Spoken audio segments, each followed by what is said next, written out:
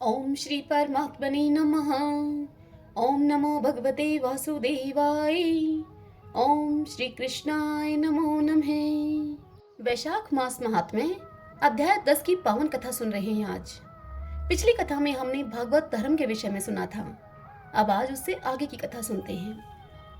शंख मुनि की कही हुई इस बात को सुनकर व्याध ने कहा, हे ब्राह्मण, यह प्राण जब इतना महान, प्रभावशाली और इस संपूर्ण जगत का गुरु एवं ईश्वर है, तब लोकों में इसकी महिमा क्यों नहीं प्रसिद्ध हुई।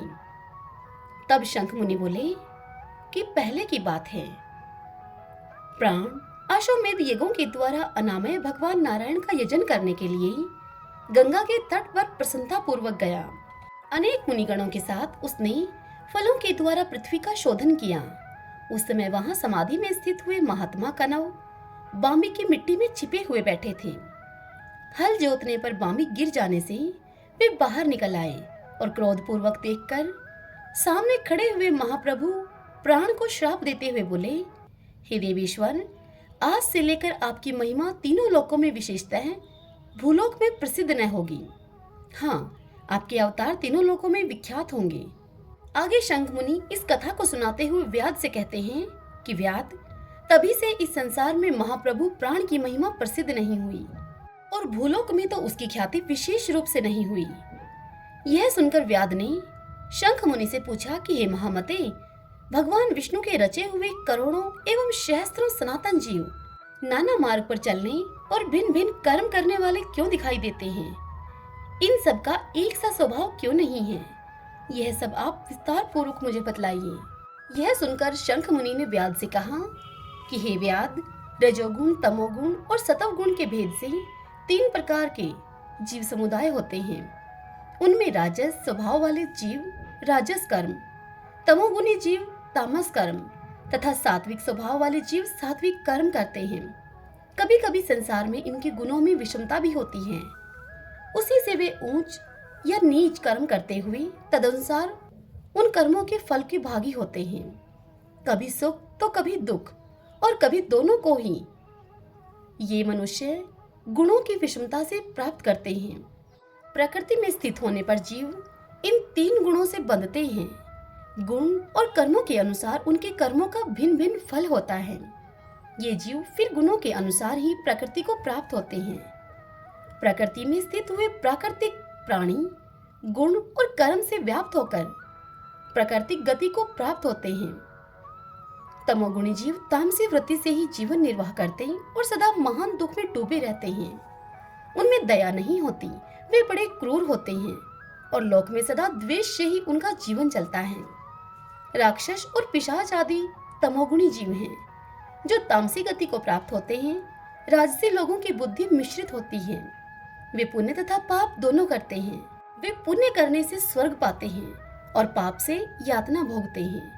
इसी कारण ये मंदभाग्य पुरुष बारंबार इस संसार में आते जाते रहते हैं। जो सात्विक स्वभाव के मनुष्य हैं, वे धर्मशील, दयालु, श्रद्धालु, दूसरों के दोष न देखने वाले तथा सात्विक वृत्ति से जीवन निर्वाह करने वाले होते हैं। इसलिए भिन्न भिन्न कर्म करने वाले जीवों के एक दूसरे से पृथक अनेक प्रकार के भाव हैं। उनके गुण और कर्मों के अनुसार महाप्रभु विष्णु अपने स्वरूप की प्राप्ति कराने के लिए उनसे कर्मों का अनुष्ठान करवाते हैं। भगवान विष्णु पूर्ण काम हैं। उनमें विषमता और निर्दयता आदि दोष नहीं है। वे संभाव से ही सृष्टि, पालन और संहार करते हैं। सब जीव अपने गुणों से ही कर्मफल के भागी होते हैं। जैसे माली बगीचे में लगे हुए सब वृक्षों को समान रूप से सींचता है और एक ही कुएं के जल से सभी वृक्ष पलते हैं और फिर भी वे पृथक पृथक स्वभाव को प्राप्त होते हैं। बगीचा लगाने वालों में किसी प्रकार विषमता और निर्दयता का दोष नहीं होता। देवादिदेव भगवान विष्णु का एक निमेष ब्रह्मा जी के एक कल्प के समान माना गया है। ब्रह्मा कल्प के अंत में देवादिदेव शिरोमणि भगवान विष्णु का उन्मेष होता है, अर्थात वे आंख खोलकर देखते हैं। जब तक निमेष रहता है तब तक प्रलय है। निमेष के अंत में भगवान अपने उदर में स्थित संपूर्ण लोकों की सृष्टि करने की इच्छा करते हैं। सृष्टि की इच्छा होने पर भगवान अपने उदर में स्थित हुए अनेक प्रकार के जीव समूह को देखते हैं उनकी कुक्षी में रहते हुए भी संपूर्ण जीव उनके ध्यान में स्थित होते हैं, अर्थात कौन जीव कहाँ किस रूप में है, इसकी स्मृति भगवान को सदा बनी रहती है। भगवान विष्णु चतुर्व्यूह स्वरूप है। वे उन्मेष काल के प्रथम भाग में ही चतुर्व्यूह रूप में प्रकट होकर व्यूहगामी वासुदेव स्वरूप से महात्माओं में से किसी को सायुज्य साधक तत्व ज्ञान, किसी को सारूप्य, किसी को सामीप्य और किसी को शालोक्य प्रदान करते हैं।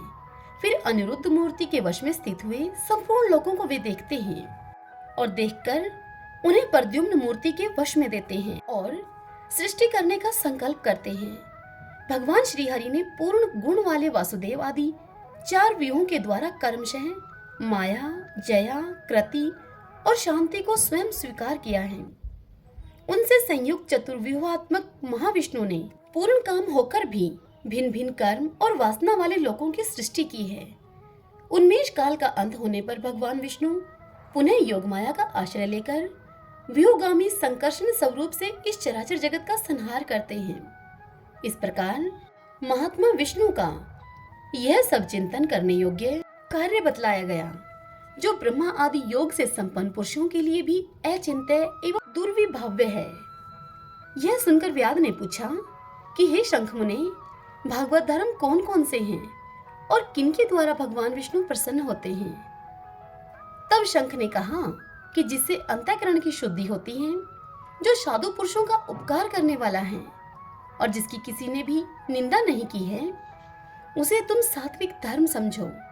वेदों और स्मृतियों में बताए हुए धर्म का यदि निष्काम भाव से पालन किया जाए तथा वह लोक से विरुद्ध न हो, तो उसे भी सात्विक धर्म जानना चाहिए।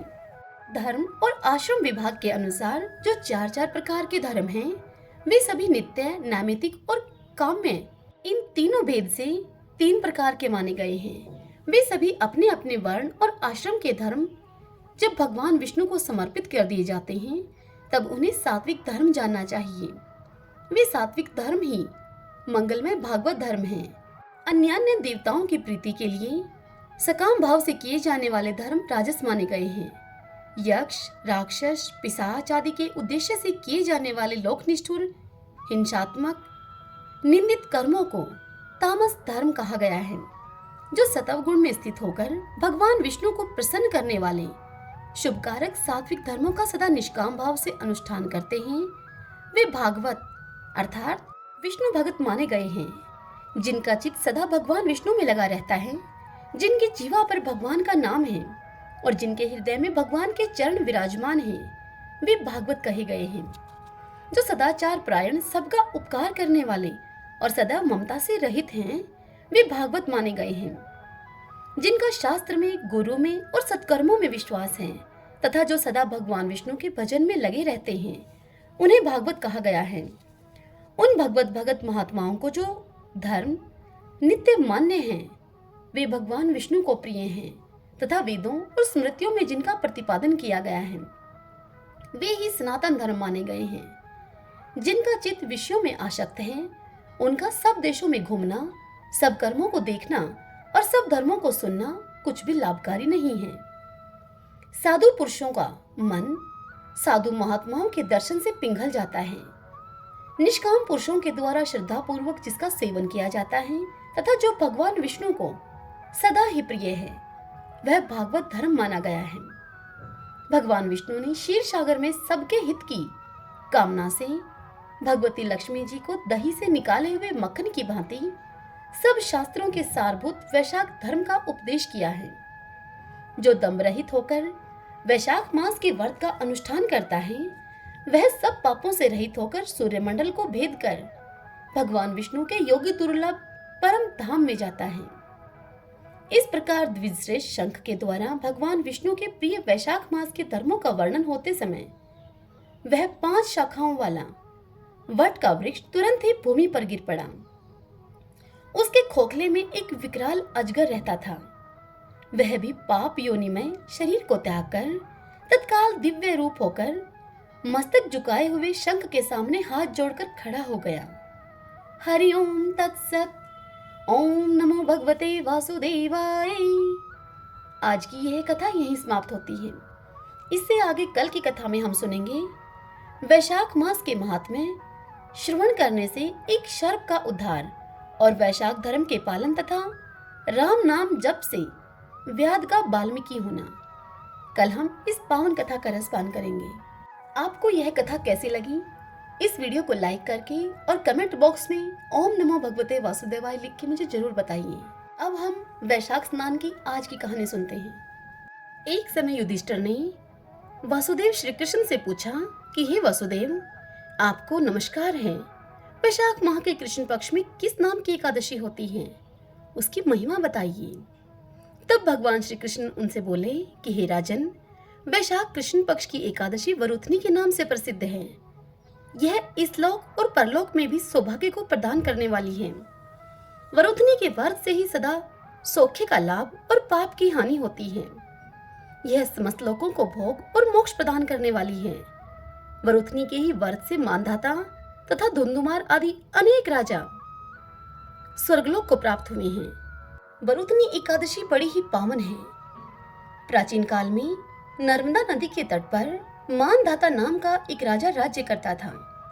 वह राजा बहुत ही धार्मिक विचारों के साथ दानी भी था।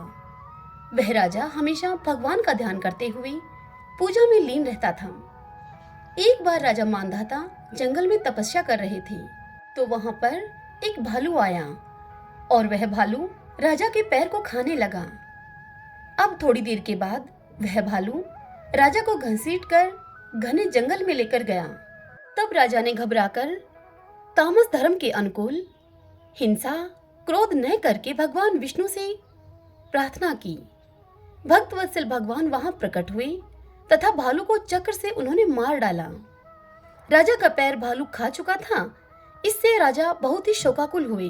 व्याकुल होकर राजा ने भगवान विष्णु से पूछा, हे प्रभु, मेरे शारीरिक और मानसिक कष्ट से मुझे कब छुटकारा मिलेगा? तब भगवान विष्णु ने उससे कहा कि हे राजन, यह तुम्हारे पूर्व जन्म का अपराध था। अब तुम मथुरा में जाकर श्रद्धा पूर्वक वरुथनी एकादशी का व्रत रखो और मेरे वराह अवतार की पूजा करो। इस व्रत के प्रभाव से एक बार फिर तुम पहले की तरह हो जाओगे।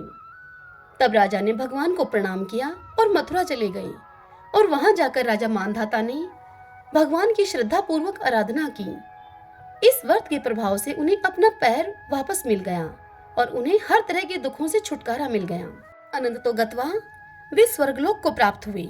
हे धर्मराज, जो 10,000 वर्षों तक तपस्या करता है उसके समान ही फल वरुथनी के व्रत से भी मनुष्य प्राप्त कर लेता है। हे नृपश्रेष्ठ, घोड़े के दान से हाथी का दान श्रेष्ठ है। भूमिदान उससे भी बड़ा है। भूमिदान से भी अधिक महत्व तिल के दान का है। तिल दान से बढ़कर स्वर्ण का दान और स्वर्ण दान से बढ़कर अन्न दान है, क्योंकि देवता, पितृ तथा मनुष्यों को अन्न से ही तृप्ति होती है। विद्वान पुरुषों ने कन्यादान को भी अन्नदान के ही समान बताया है। कन्यादान के तुल्य ही धेनु का दान है। यह साक्षात भगवान का कथन है। अब तक बताए हुए सब दानों से सबसे बड़ा विद्या का दान है। मनुष्य वरुथनी एकादशी का व्रत करके विद्या दान का भी फल प्राप्त कर लेता है। जो लोग पाप से मोहित होकर कन्या के धन से जीविका चलाते हैं, वे पुण्य का क्षय होने पर यातना में नरक में जाते हैं। अतः सर्वथा प्रयत्न करके कन्या के धन से बचना चाहिए। उसे अपने काम में नहीं लाना चाहिए। जो मनुष्य अपनी शक्ति के अनुसार आभूषणों से विभूषित करके पवित्र भाव से कन्या का दान करता है, उसके पुण्य की संख्या बताने में चित्रगुप्त जी भी असमर्थ हैं। वरुथनी एकादशी करके भी मनुष्य उसी के समान फल प्राप्त करता है। व्रत करने वाला वैष्णव पुरुष दशमी तिथि को कांस, उड़द, मसूर, चना, कोदी, शाक, मधु, दूसरों का अन्न, 2 बार भोजन करना तथा मैथुन, इन 10 वस्तुओं का परित्याग कर दें। एकादशी को जुआ खेलना, नींद लेना, पान खाना, दातुन करना, दूसरे की निंदा करना, चुगली करना, चोरी, हिंसा, मैथुन, क्रोध और असत्य भाषण करना, इन 11 बातों को त्याग दें। द्वादशी को कांस, उड़द, शराब, मधु, तेल, पतितों से वार्तालाप करना, व्यायाम, परदेश गमन करना, 2 बार भोजन करना, मथुन, बैल की पीठ पर सवारी करना और मसूर, इन 12 वस्तुओं का त्याग करें। हे राजन, इस विधि से वरुथनी एकादशी की जाती है। रात को जागरण करके जो भगवान मधुसूदन का पूजन करते हैं वे सब पापों से मुक्त होकर परम गति को प्राप्त होते हैं। अतः पाप भीरु मनुष्यों को पूर्ण प्रयत्न करके इस एकादशी का व्रत करना चाहिए। यमराज से डरने वाला मनुष्य अवश्य वरुथनी एकादशी का व्रत करे।